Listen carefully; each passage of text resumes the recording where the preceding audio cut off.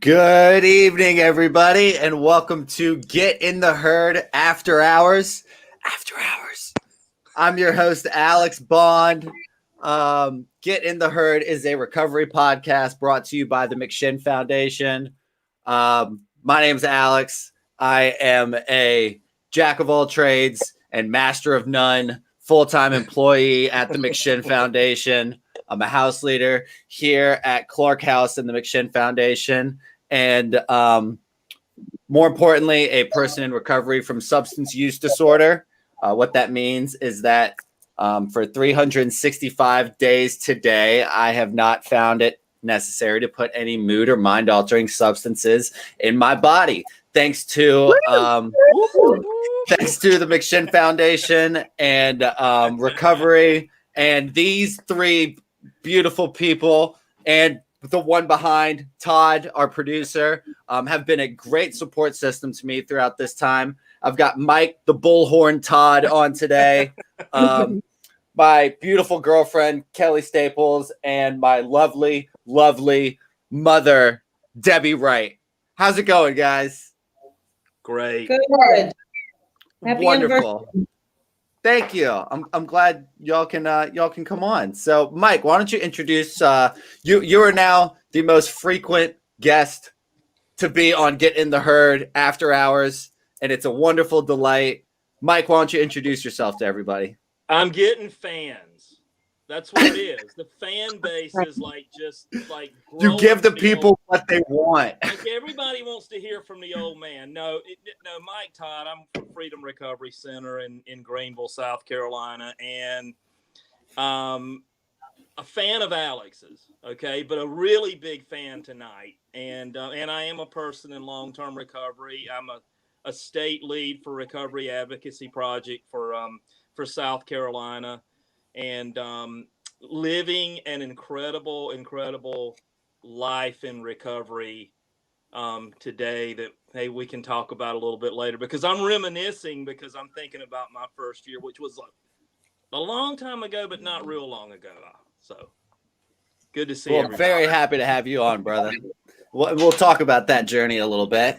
Also with us is Kelly. How are you doing? Would you like to introduce yourself to everyone? Yeah, I'm Kelly. I'm also a person in recovery. I've been clean for a year and a couple weeks now. And I'm glad to be back and glad to be on and, getting to talk with you. Proud of you for your year. Well, I'm proud of you for yours. And to those who don't know, Kelly is reporting live from Las Vegas right now. Oh, Yeah, I'm in Sin City celebrating my clean Woo-woo! I can do it today with some control, some self-control, and good people being with me here, which is good. So It's all about that support system, indeed. yeah, Happy to have you on. Mom, why don't you introduce yourself? Okay, I'm Debbie Wright, and I wear a lot of hats. I have a lot of little roles. The most important one is I'm the mom of this guy right here, Alex Bond. So proud of him. Todd reached out today and asked me to be on the podcast, and Alex knows this is really not my wheelhouse, this kind of thing, but there's very little I wouldn't do for him. So here I am. I'm so happy you're on. I mean, my mom is like the #1 super fan. She watches every show and comments on every show. And wow. I think this is the perfect opportunity for you to finally come on. And I couldn't be happier. I'm so delighted. This is a great surprise that Todd sprung on us. And I'm just overall grateful today. To those in recovery, Mike and Kelly, this is kind of an open question. Kelly, especially kind of for you, since you celebrated a year clean, a couple weeks ago. What was your journey kind of like in that first year? Mike and I were talking about it before the show. I kind of want to hear your perspective on how that happened. The first year clean. Yeah, the first year clean, honestly, like, I think it went by this first year was a little bit easier for me. Like, this time around, trying to get clean was a little bit easier because this time I was really felt ready. And I have had really great friends for a really long time now that are in recovery, like, going on like 3 years now since I've, met a bunch of different people who are still a huge part of my life. But this time it was I was a little bit more selfish, and I was a little bit more focused, and definitely like opened my ears a little bit to some suggestions. So I think the difference, like the journey this year has really been a lot of exploring like the things that make me feel good, and the things that maybe made me feel like I need to use. So getting to know myself a little bit and being able to take advantage of, a sponsor, and kind of, developing that relationship and actually working on the program that was in front of me.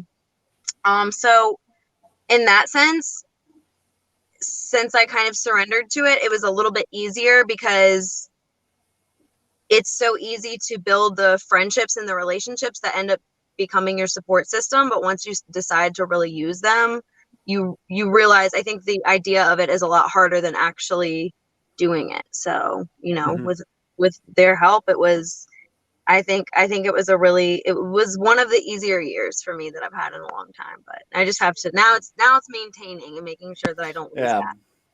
Absolutely. Mike, do you agree with that? In your first year, what were kind of some of the things that you may have struggled with? Was it different? And no offense, in getting your first year in that time period? In that era. No, it was, I was thinking about it, and thanks for letting me reminisce, because, talking about recovery, like I had one of those days where I kind of had my head up my butt. And I was kind of feeling sorry for myself. It was just one of those days that the disease was kind of kicking me in the butt. And it's funny how things work out, because Todd got a hold of me and he says, "Hey, that's Alex's first year birthday." I was like, "Oh," and so got excited about this. And it got me like out of myself, because I started thinking about that first year. And it's amazing that I'm sitting here today on a podcast, because when I first came in recovery, I was so broken, and my dad was in prison, and my mom, unfortunately, I had a younger brother and younger sister, and my mom said, "You can't come on my property anymore. Like you take everything. You know, your little brother and little sister are literally like losing meals, like not get because you're taking money out of my pocketbook. Kick me off the property. But when I first started going to meetings in this particular fellowship, we can't talk about anyway anonymous fellowships, but this particular fellowship back then, this was like 1990.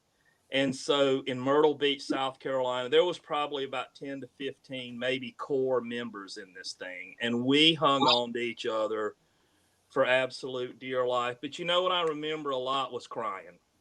I would go to meetings and I could not share for crying. And finally, you know, my sponsor would say, just go in there and just say, you know, I'm Mike, I'm a whatever, you know, and I would introduce myself, oh, you know, and I would cry. And then finally one day I started I started talking and I would not shut up, man. I would like share, double dip, burning desire. And finally, I don't remember exactly who it was, but finally somebody said, is this boy ever gonna hush? And I swear to God, my nickname, if somebody calls me Hush, you know that I got clean with them. True story, man. My nickname in the rooms is Hush. So I'm going to share that with you tonight because it's your first birthday. That's beautiful. Now I'm going to call you that, even though I didn't like. Yeah, I like it. I'm going to let you call me that, Alex. You can call me Hush. Well, and I like to introduce you as the opposite, the bullhorn. So now you've kind of like utilized it. Carry a bullhorn. Can you imagine? It's just crazy. And harnessed it for positivity. It's beautiful. And I don't know, Mom. One of the things that like sticks out to me, it's so simple, but one of the things that really sticks out to me in this last year was I came home to Thanksgiving, and it was right after Thanksgiving, and I was just kind of like goofing off a little bit. I think I was goofing off with Grayson and you in like the dining room or something like that. And you just looked at me and you were like, I don't understand why you drink, Alex. And it was just, it was a very like, you just said it very like casually, but it was something that actually like really stuck with me because it was kind of, it was a compliment in saying like, you were like, you're so bright and funny. I don't understand why you think you need to drink or something like that. And it's something that I've really like kept with me. And one of the major positives of recovery to me was I like really honed and found my identity more than I have like in any other part of my life. Wow. And that moment was a very integral part of that. And first off, I just want to say thank you because it was just a very kind, motherly thing to say, but it's actually something that stuck with me really hard. And I was wondering how you, if there's anything, say, prior to recovery or during this last year that may have stuck out with you in a very similar fashion. Oh, well, it would definitely be during this year, and there's a ton of things. But it's interesting that you brought that up because I don't remember that. I mean, I can imagine that happening, and I sort of remember it now that you say it, but I guess I didn't think much of it when I said it, so I didn't. Let me expound a little bit then, Mom, not to cut you off, but I remember you said, you said, Alex, I don't understand why you drink. And I was like, little do you know, I'm drunk right now. And then you went, stop it. Typical. But I guess the thing is that what you just said about finding your identity or discovering your identity, I feel like that's what I have seen happen to you, and not to me, because I've known you your whole life, and I remember what you were like when you were little. I remember what you were like as a little boy in elementary school, and I feel like you've gotten more back to that, the Alex that I remember as a kid that just had joy because he was a joyful little kid, you know. And I guess when you were drinking and through those years, you kind of lost that. And I see that coming back out in you. And so maybe that's what I was seeing that day when I said that, or that night when I said that, was like, you just so much more relaxed and yourself sober, and you're so fun yourself. So it was like, I guess I don't know. I guess that's where it comes from. You got your son back. Yeah, that's that really means a lot. So this is kind of freeform. I'm having a blast here, honestly. This was such a surprise. Kelly, Yes. what is honestly? I was mentioning to someone that you were in Vegas today, and they were like, "I don't know how she would be able to do that. If I went to Vegas right now, I would leave broke, with a different clean date and covered in glitter." That's kind of like a euphemism, I guess. Probably 2 of those 3 things. Yeah. So how are you able to not let Sin City get the best of you? I mean, that's pretty much like the last place anyone in recovery would want to go, hypothetically. I know. Okay, so little background on this trip, though. So I'm with 2 other girls in my network that are in recovery and are, that are also celebrating clean dates, like similar times. Like, my friend Adria just celebrated 4 years, like last week. And then Chauncey celebrates, I think, 3 years in October. So one thing that was really great was, so Chauncey has family here. And so I know she wanted to come and see her family, but I think it's, being that it's Las Vegas and being that she has history here, I think it's one of those smart kind of rules of thumb to like bring somebody in recovery with you. But Las Vegas isn't necessarily like a cookout 10 minutes away that you can like bring a friend with you. So I think she wanted to kind of make it like a little bit of a trip, like, invite a couple other girls in recovery, make it kind of like a girls trip. There was more of a purpose than just like being in Sin City, but it definitely, we're definitely experiencing like all like Las Vegas. So I guess being here, number 1, it really helps that I'm with them. Number 2, that we're kind of celebrating like personal goals of our clean time. And then also, I mean, I don't know, I think one of the best things about having like getting clean and kind of like what you guys were talking about is like getting some of that joy back and getting some of those things back. Like you can see, like you have a different idea of fun. Like I know I have a different idea of fun, and I have a different, like I can have fun in a lot more settings than I used to be able to have fun. And I recognize that there is definitely a lot of things here that I just can't partake in, and there's so much to do that, like, even though it's famous for all of the drinking and drugging and the gambling, it's like there's so much more than that. And so I feel like we get to kind of take that on together and like experience a lot of those things. So we've already seen, I mean, this is my second day here, this is my first full day here, and I feel like we've already seen and done so much. And we like, it's not even a thought to, I don't know, to drink or to do anything, you know what I mean? Like we're just, you'll end up seeing so much more. Yeah. You'll see so much more than all the drunk people will. Exactly. And we're keeping up. I mean, we're keeping up with the nightlife. I mean, we're still out. Like, I mean, yesterday, like with the time change and like, we didn't stay out that late, but we have plans to, like every night we're doing something different, doing something fun. And we're just, I don't know. It's cool to be able to do stuff like this. I mean, I've never been before. I've never been into a casino. I've never been gambling. And it's definitely everything that everybody warned me about as far as losing money and becoming addicted. So I'm just be careful. I'm staying away from the casinos till I get paid on Friday. Is all. Until Friday. No, Mike, I think you're doing it exactly correctly. Going with people in recovery, especially with more clean time, is spot on. The fact that she has family out there, the fact that you're like drawing a line on the gambling, I mean, this is all the best possible way you could do it. And and Mike, did you ever actually like have I don't know, was there ever a place that you went that at one point would have been a trigger, kind of like that, or maybe like, how do we know when we're comfortable with certain things? I mean, I personally think that we don't know we're comfortable with something until we try it out. Like I'm kind of more like I'd rather be uncomfortable and test the waters. Maybe that's risky, but it just makes it more comfortable later down the road. What are kind of your insights on if dealing with that sort of stuff? Well, remember I said I got in recovery in Myrtle Beach, South Carolina. I was 25 years old. Can you imagine? And and we really did.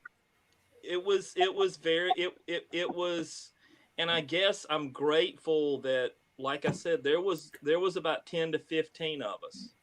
I mean, really, in that particular fellowship, and I was homeless, and we didn't have recovery housing back there. Back then, that's why I love, and I guess a reason I have a recovery residence program and all that stuff, which I started several years ago. But yeah, I mean, getting in recovery in Myrtle Beach at 25 years old, and the reason that I love recovery housing and recovery residences so much is we didn't even know that we were kind of in a recovery residence. I just know that there were some guys that said, and I was trying my best. I was trying to stay clean, but I was like still sleeping in my car or either sleeping wherever, or I'd end up in a hotel, like a crack hotel or something. And I'm trying to get back and forth to meetings. And these guys say, hey, we got a room that's open. And I'm like, and here's what you got to do. You got to stay clean. You got to have a sponsor. You got to go to meetings. You got to clean up after yourself. I'm like, sign me up, man. That saved my life. It really did. Being able, and that's why I believe in this structured living so much, man. I mean, and it's funny, we talk about it's about a year to 18 months in recovery housing and structured living is so vital. And we didn't know that back then, but I stayed with those guys, I think a little over about a year and a half. And before we all something happened, like the guy that actually rented the apartment, he was like the main guy, right? He had 5 years. I mean, it was like, oh my God, he was the man, and he was cool about it, but I guess you would call him our house leader. He made sure we cleaned up after ourselves. He made sure we split the bills and all that stuff. But yeah, I mean, I don't think I would have made it had I not landed in with those guys. I really don't. Not in Myrtle Beach, South Carolina, man. No, that's where I went on beach week. That's where my little brother went on beach week. I mean, that's usually what happens in Virginia is you graduate high school and then within a month you're down in Myrtle Beach. Like people go there to party in a very similar light as Las Vegas. Now, Mom, you have been a first off, you're one of I want to be clear here. I was going to say surprisingly, but honestly, one of the most open-minded people that I know. I feel like we have had really strong and spirited debates about a wide variety of topics throughout my life, and they've always been insightful to some sort of effect. And I think you're very open-minded, and I think we're open-minded into the idea of recovery in general. Before I even got into it, how have you been able to maybe be an ally and educate other people on behalf of those in recovery? Oh my God! Have you had to kind of like stiff arm people who don't understand it? Because I don't talk like we talk recovery a little bit, but I've never asked you before. Have you had to deal with people who are like, your son's a drug addict, maybe you're a bad parent or anything like that? Well, no, they wouldn't say it to me. And yeah. It's interesting because the people that me, Alex, the people that I associate with, whether it's personal friends or work or whatever, I just don't know that much with super narrow-minded, closed-minded people that are going to be like that. But when I do get the opportunity to have a conversation about it or to talk to people about it, I do so much more now because I've learned so much. This is what I was saying, before the show even started, was I started out watching your podcasts because I wanted to see you, right? Because I just miss you and I don't get to see you that much and don't get to talk to you enough. So it was kind of like, watching a performance. And then after watching a few of the pods, I just have started to just learn so much more about it. And the more I learn, the more I want to learn. And I mean, I do remember even early on, long before you went to McShin, when I started to try to talk to you about your drinking problem. And I remember saying to you, Alex, it's a medical thing. It's a health thing.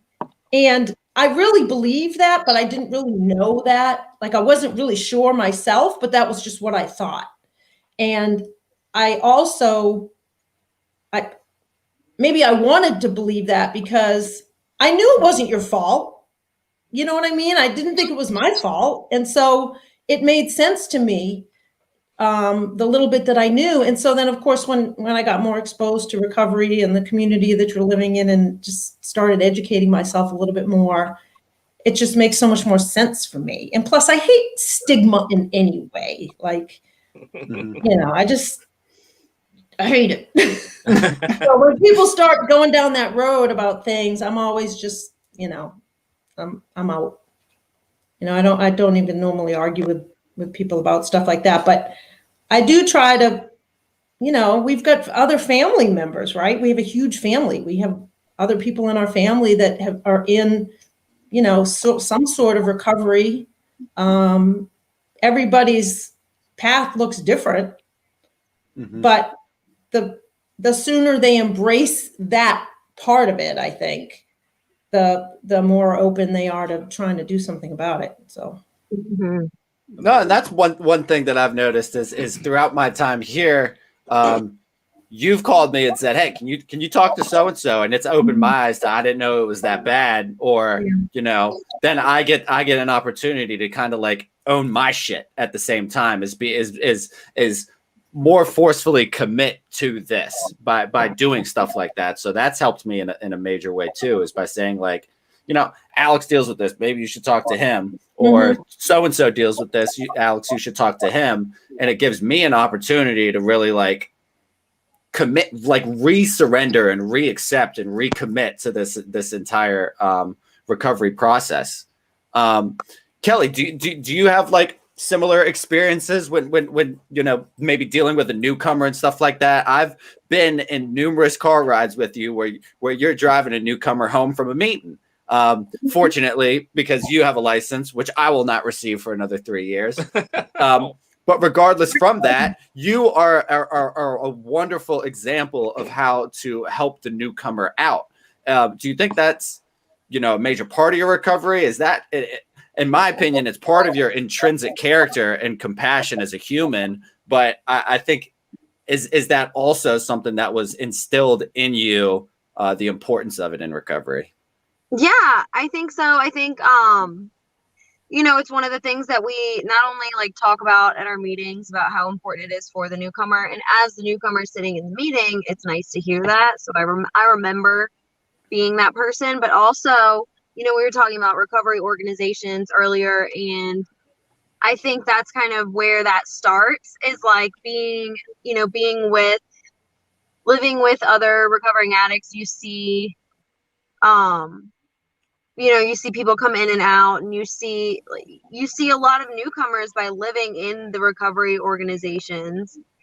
And I think one of the biggest things for me when I remember moving in was how great it was to not have any idea what was about to happen, or, have no experience living in a situation like this or doing anything like this. And having girls in the house that were so welcoming and so willing to, I didn't have my car. They took me to meetings and they talked to me like they were just talking to a friend. It wasn't, and it was also new to me, and it seemed like it was so instilled in them. So of course I looked at them as having something that I want, and they talked to me like I was just, another person that they're getting to know. I don't know. That was kind of one of the biggest things for me. And just being able to, like, some of those car rides are like my best memories in early recovery, just like with some of the girls and like going to a meeting and just like those times when you feel like you can kind of really talk about what's going on and not in like a structured setting. So I like to give that experience to people. I like to talk to girls at the meetings that, that I know are newcomers, but kind of just talk to them like as if I was like one of their friends from high school or something, like, not like, I don't know. I don't want to scoop anyone up under my wing or anything, because people didn't do that for me. They just made me feel like, like we were just you're just making friends and people who have like your best interests. And so driving people around, taking people to meetings, that's the kind of stuff that kept me clean and that got me involved. And that's the kind of stuff that I want to do for others. And that kind of like keeps me involved and keeps me around. Mm-hmm. Wow. No, absolutely. Mike, do you have any of those so sort of simple. memories that you still carry on today? Well, yeah, but and if I can kind of I just want to Please. just kind of back of what Debbie was talking about. It's Yeah. so, like, for me, refreshing and wonderful to hear a family member and a parent understand this as a disease. And to be so open, like to listen to podcasts and things like that, because because back in the 80s, during my using, it was the crack cocaine epidemic, right? It was, and I can remember, I was saying this the other day to some folks, I wish I could find the news clips where they literally said, if you were addicted to crack, you were hopeless. You would not recover. And those were the kind of things that were being programmed to me. And we didn't know anything back then but stigma. I mean, that's what we lived in. The only information that I was ever getting about this being a disease was from that 15 little core group people. And, we wrote a book about it. And I know some of the guys that wrote the book that wrote a book about it, and, back in, I think, the 70s or whatever. But yeah, so it's like I've watching this evolve, and I said this I say this, I used to even jokingly, and I'm going to say this is kind of evoking some stigma, but I've got to bring it forward. I used to even jokingly refer to myself even a couple of years ago as an old crackhead. I don't do that anymore. And I can remember, like, and Kelly was talking about newcomers, and like a newcomer guy would come in, I'd snap him on the back. Hey, you're just an old crack H like me, I don't do that anymore. And I realized that the years of even jokingly referring to and labeling myself as that, it had an effect on me. It really did. And so it's really, really, really refreshing, because, and I'll say this, I remember my mom, helping me get into an outpatient in Myrtle Beach. And we had a preacher that actually told us that we were making bad decisions. I mean, in an IOP, was actually, literally telling us, basically, re-emphasizing the fact, oh, you guys are just moral failures. So it's really, we are making progress. And Debbie, it was so, I was just sitting there listening to you say that, and I was thinking to myself, man, we've really come a long way. Because my mom didn't know anything, but my son's coming in the middle of the night stealing my pocketbook, and I can't feed my, she didn't know, we just didn't know anything else, man. And it's that we're evolving, and I think it's so, so wonderful. And I don't know, I can get a little bit like emotional about it sometimes, because I'm a person in long-term recovery. And that means so much to me today, from being that crack addict. I mean, that's all we were. We were just crack addicts. We were just crackhead. you know. But Yeah. first, I love the person first language that we're using now. No, that's spot on, man. I'm glad you brought that up. Like, Mom, I wanted to ask you a question. So, Debbie, mother, Lady. So what, lady? That's what I always call my mom, a lady. What?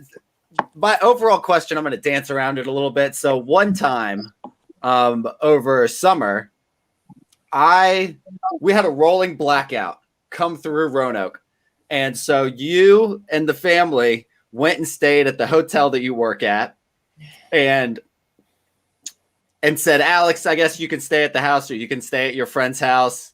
No, that wasn't you were at Connors. We had a big, okay. and No. You went and stayed at Connor McLean's. No, I know what I'm saying is so Remember? I was staying at my mom, I was staying at my mom's house throughout the summer.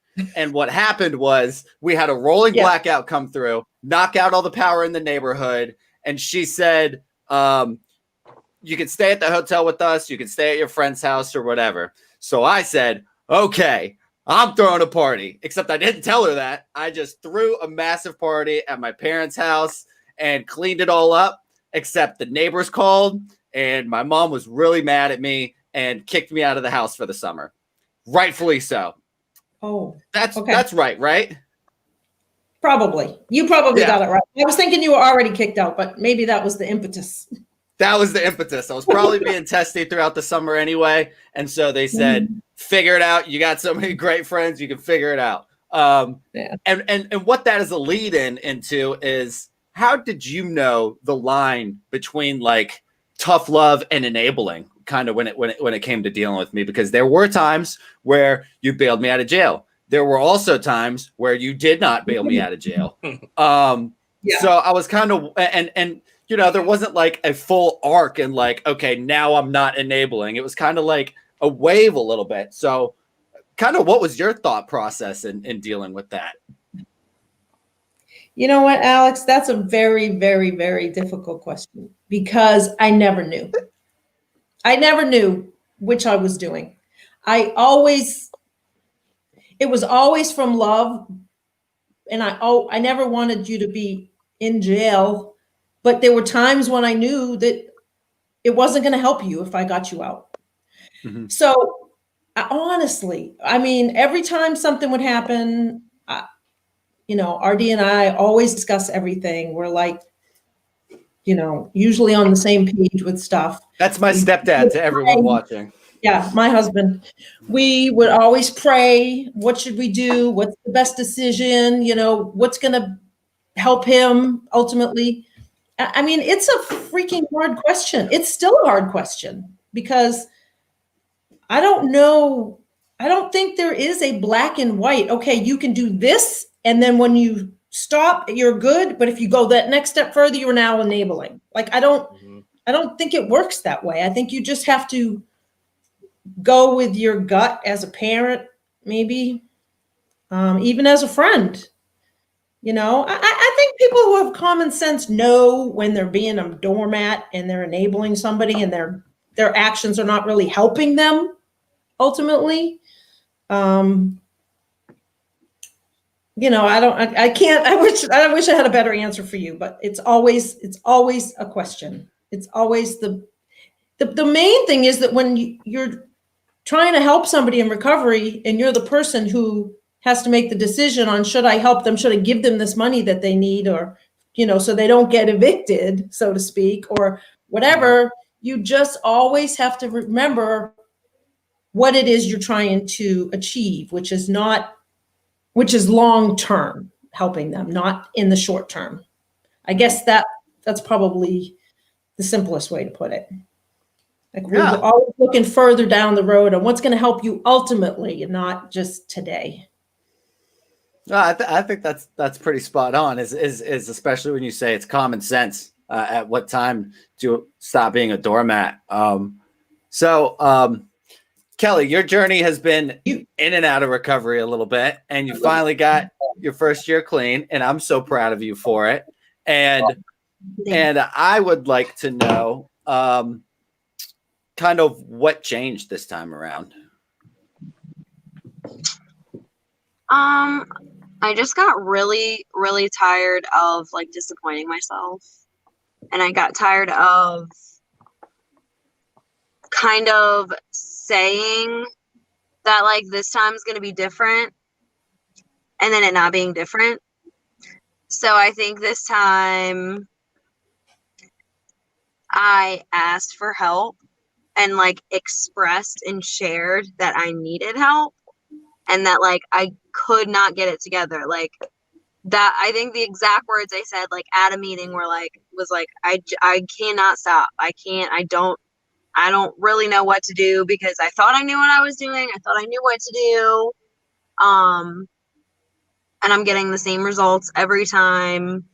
I don't know myself as well as I thought I did. And I think this time, like, you know, I think I realized that. And so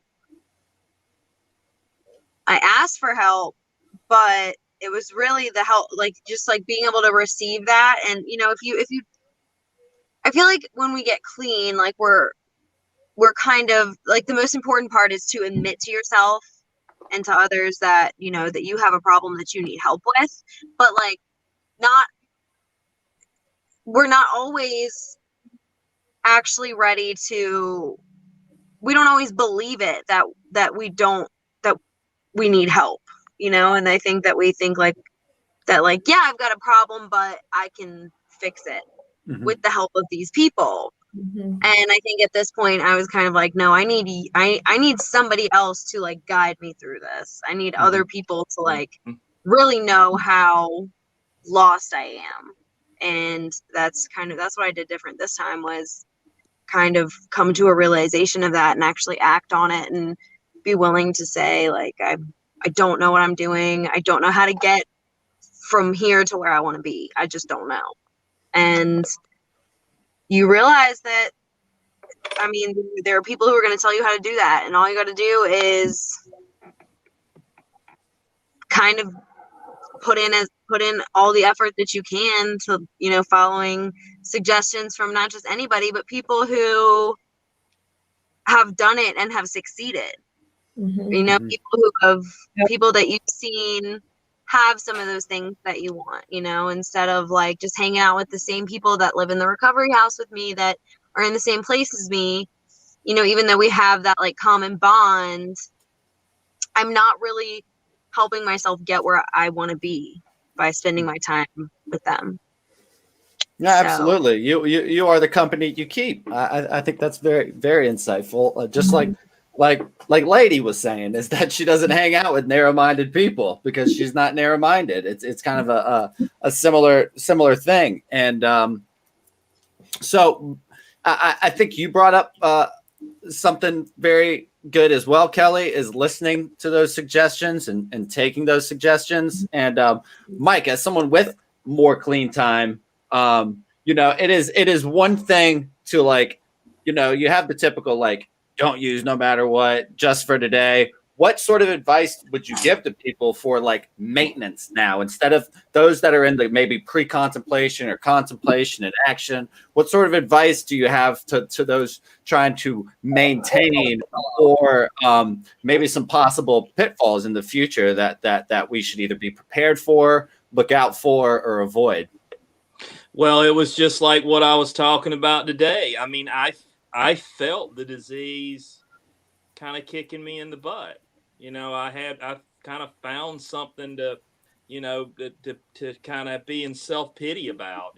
And I think you just kind of find out that you're just not okay. Something inside of you just doesn't feel okay. But now I'm really grateful that those guys in that, I will call it the unofficial recovery house, I'm grateful that Ken taught me, and he's still in my life today, but I'm grateful that Ken taught me, like Mike, praying is talking to God and meditation is listening to God. I used to, and meditation has gotten to be such a big part of my recovery.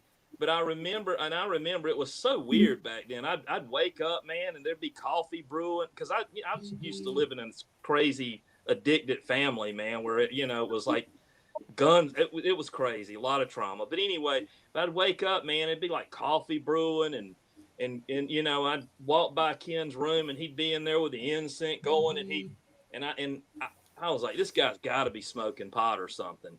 But he wasn't, man. I mean, and so. No, just learning all that. But Kelly had me thinking about something. We hear John Shinholza. John. We hear John talk about that hope shot. I mean, I remember that hope shot that Kelly was kind of talking about that day, because I'd had a prior suicide attempt. And if anybody ever had a suicide attempt, I'd gotten like a really peaceful feeling, like it's finally over. And I was getting that peaceful feeling again. Like I knew that I was I was deciding to end my life. But I went to a meeting and I said, well, I'm going to go in this damn meeting again, and I pulled up and I got out. And I'm like, no, I'm not going to go in. And there happened to be a guy there, and it was like an angel from heaven. His name's Bill O. His name was Bill O. But he said, hey, where are you going? And I said, man, this doesn't work for me. I'm going home. And he's like, why don't I just walk in with you?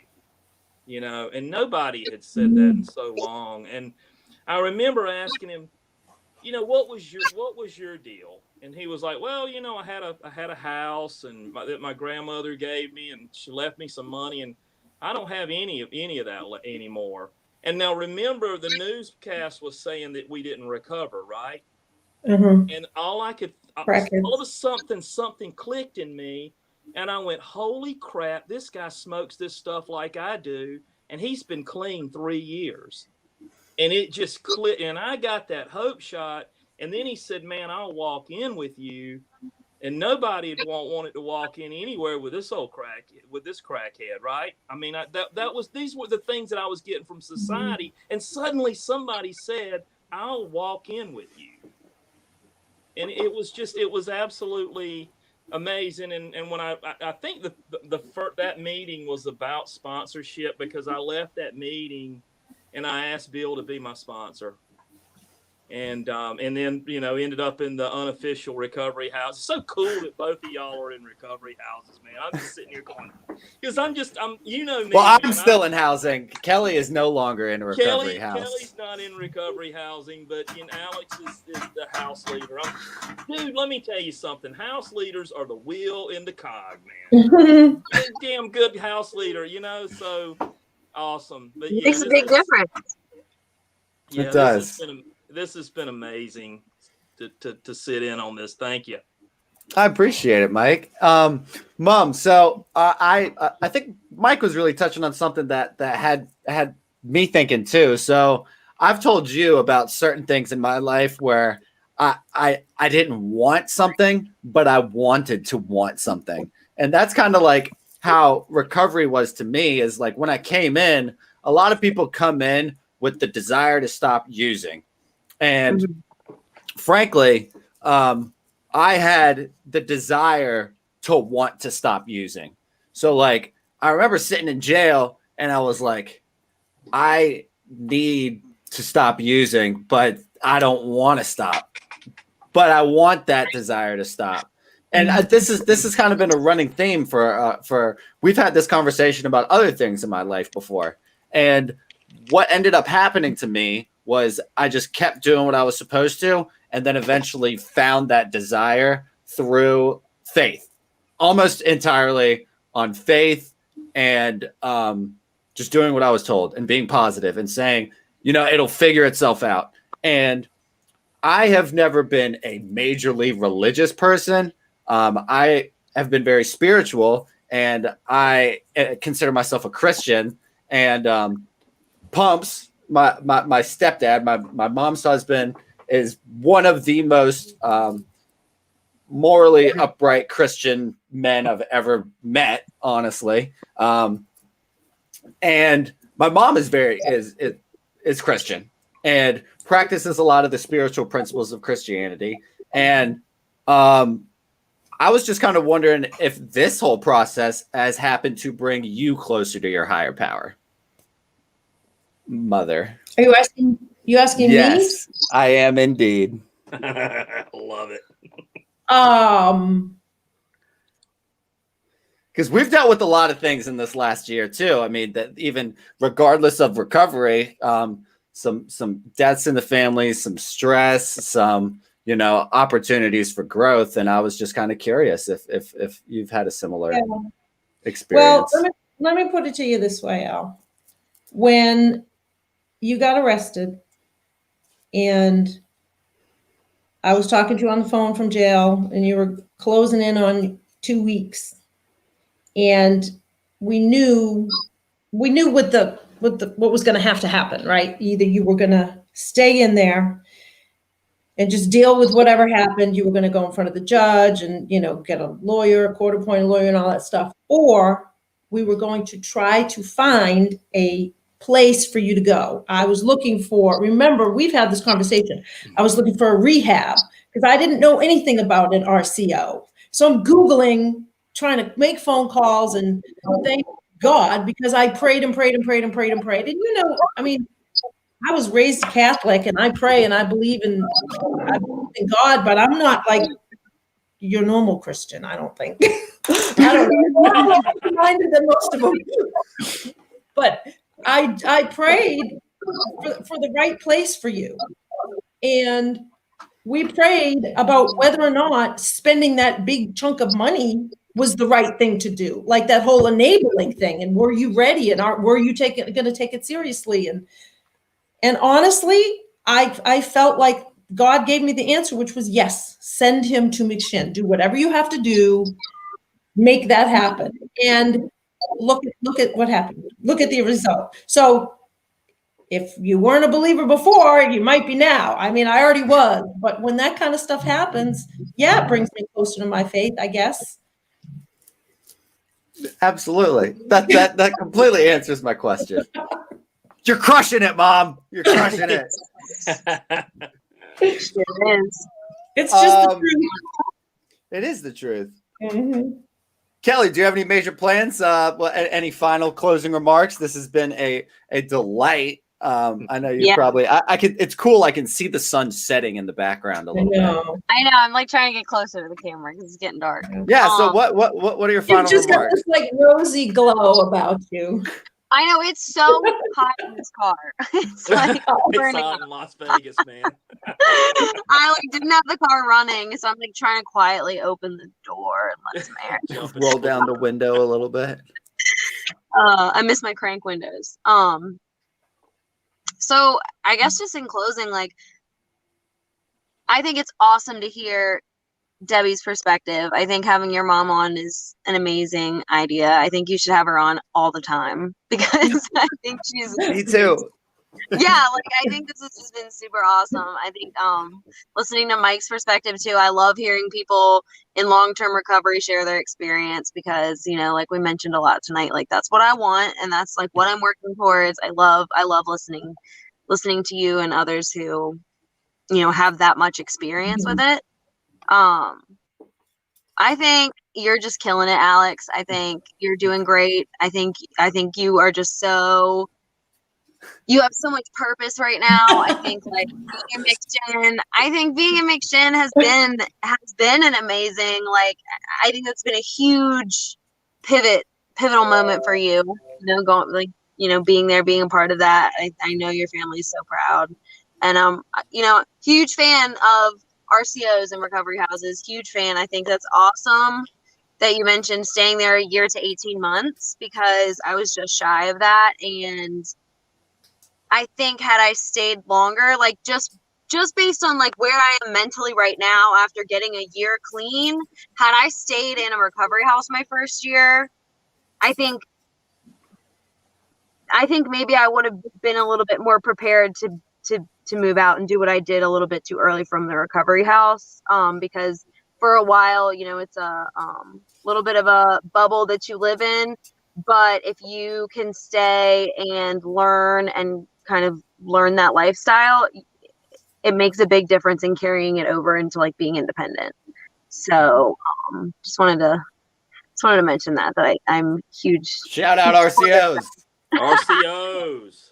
Yeah, I think if you're in an RCO or planning to be on one, if you're in one and you're like, oh my God, I've been in here forever. Like, I know that's how I felt. Like, oh my God, just stay. Like, do it. Like, I think the longer you can be there, the better it's going to be for your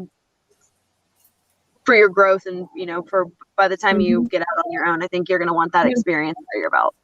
Yeah, for the long term.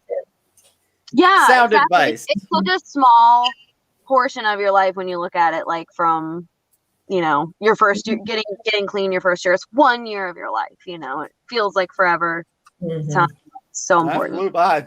I personally think it flew by. Yeah, I do too. They say sometimes, like, I mean, different for everyone, but sometimes they say first year is the easiest. Some people say otherwise, but I think for me so far it's been a pretty easy year, but I know there's going to be a lot ahead that it'll be harder ahead.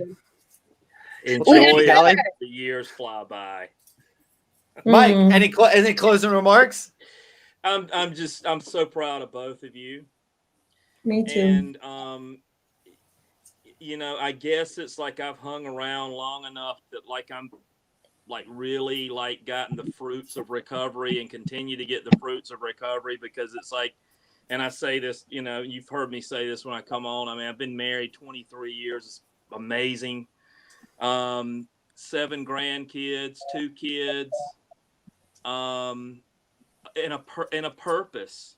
I mean, really getting, because, and I've been in recovery residences for a while, and now I'm starting to start an RCO kind of thing, like a really street reach RCO, like mobile RCO, Narcan, socks, food, treating, drug users with dignity.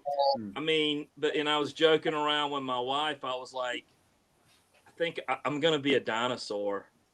And she's like, what do you mean? I said, if I make it till October 21st, I'll have 30. And we joke around here, and if you hit 30, you're a dinosaur. You got clean on Halloween? Did you say October 31st? October 21st. Oh, I think October 21st. October 21st, 1990. So if I make it till October, yeah, it's funny, the 30-year dinosaur thing. It's just it's a joke, but yeah, I love it. But listen, man, I never really, and I was telling my wife this, I never thought I would make it to 30. I used to say that's going to be it for me, because I really had a plan to check out. I really did. I mean, I felt it inside of me that, I was finding that peace and being okay with pulling that trigger or whatever.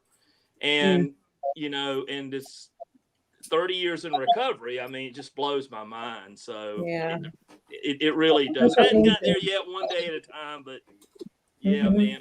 And that first year is so wonderful, man. It was absolutely wonderful. I started, sharing and talking and finding new friends, and like I heard Debbie talking about you like becoming yourself again. A friend of mine, one of those other dinosaurs, sent me a picture, and it was of my it was right at my first year in recovery, at a convention, and I had the mullet and everything, and I looked at that picture, man, and I had a shirt on that said "I'm a miracle," and I looked at that picture, and it was like, and I looked so happy, so happy. It reminds you guys have a glow about you. You got a recovery glow, man. You can see it. Yeah. Yeah, it's awesome. It's so refreshing. It is. They're young too. Yeah. Yeah, so much to look I forward want to live the to. rest of my life like this. Right. That's what I'm saying. I got in recovery when I was 25, and and if I make it to next week, October 1st, I'll be 55. And it's like, I feel good, I exercise 4 or 5 days a week. I mean, Hey man, I don't look 55, do I? Not quite. No. You know, I mean, it's I take care of myself, recovery is wonderful. It's just been such a wonderful life for me. And y'all have got so much to look forward to one day at a time. Yeah. Mhm. And thank you for paving the way and showing us that this stuff, that this is what it like honestly, it's like really hopeful and refreshing to see. 30 years is no joke, so it's definitely doable, and I'm glad you didn't pull that trigger, man. I mean, thank you for being here, Mike. I really appreciate it. Hey, and I was going to say this real quick too. We were talking about you guys. We were hitting on RCOs. We didn't know it, but we were in an RCO too. Like we would come in. Like people come into an RCO now and they go, "Oh, this guy's homeless, or he needs a recovery coach, or he needs," And we would do that within that little community. And we would do things together. I mean, I remember I had a couple guys that I played golf with. I mean, I didn't go. It's kind of like what she's talking about being in Las Vegas. I was in Myrtle Beach. I didn't go anywhere hardly without somebody in recovery with me all the time. I mean, I hung on to these guys, and two of these guys are still in my life, man. Yeah, Ken's got 35 years, and Earl's got 33. Wow. What a Yeah, squad. and we still kind of talk from time to time. Yeah. You're the last to become a dinosaur. We're all and we're just we all grew up to be dinosaurs, man. I don't want that. Don't ever lose your dinosaur. I'm very happy to have you, Mike and Kelly and Mom. Do you have any closing remarks? Any final words? Well, except that I realized that I've been sitting here this whole entire time covering up you. Does everybody see? I was going to ask if that was Alex, man. Behind you. No, I was all the other ones. I should have been like this the whole time. No, Mom, your delivery on point. Anyway, thanks for inviting me, Todd. Todd is the man. Yeah, thanks, Todd. Our producer. So today. And Alex, I'm just beyond proud of you, honey, and I love you more than anything. So I'm just so happy for you and your life now. Mama. I'm so happy that you could come on and get on the podcast for the first time. Well, And, I think Debbie Rosenbaum said getting heard after hours with Debbie and Alex. So maybe we can make this a little monthly Mom thing or something. Team, man. Yeah, let's get it. Definitely more frequent than monthly. I need that. More frequent than monthly, exactly. Yeah. Mike, Kelly, Mom, Todd, I love you all. I couldn't have made it this far without y'all. You're a major, huge support to me, and I'm so grateful. You got me into the McShin Foundation, and thank you to the McShin Foundation and my recovery program. And today I am a grateful human. And I can't thank you all enough for helping me, and to all those that have commented and congratulated. I mean, it's a huge network. I don't realize until a day like today, like how many people have helped me throughout this journey, and it's just really, really beautiful to see. And I couldn't have done it without y'all. So I love you guys. Big shout out to Todd. This was a wonderful idea. You're the man, and this has been Getting the Herd After Hours. Kelly, go win us some money. Yeah. Don't tell her that. Be safe. I will. Right. Thank you. Bye, guys. Bye, guys. I love you guys. Great job, Mike. Alex, as always. Bye, Mike.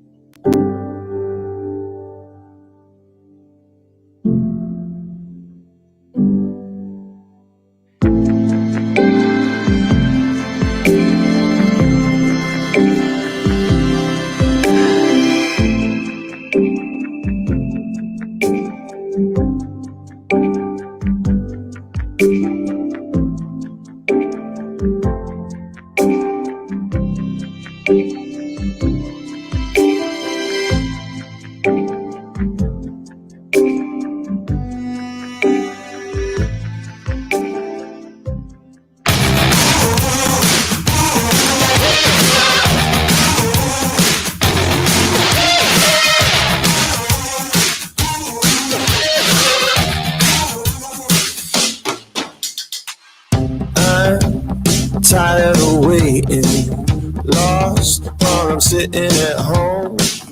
Dream of a new destination, lust for something unknown. Oh, you better leave it alone. You know, I'd rather get up and go. How long can I lie around waiting for it? Sometimes you gotta walk out the door.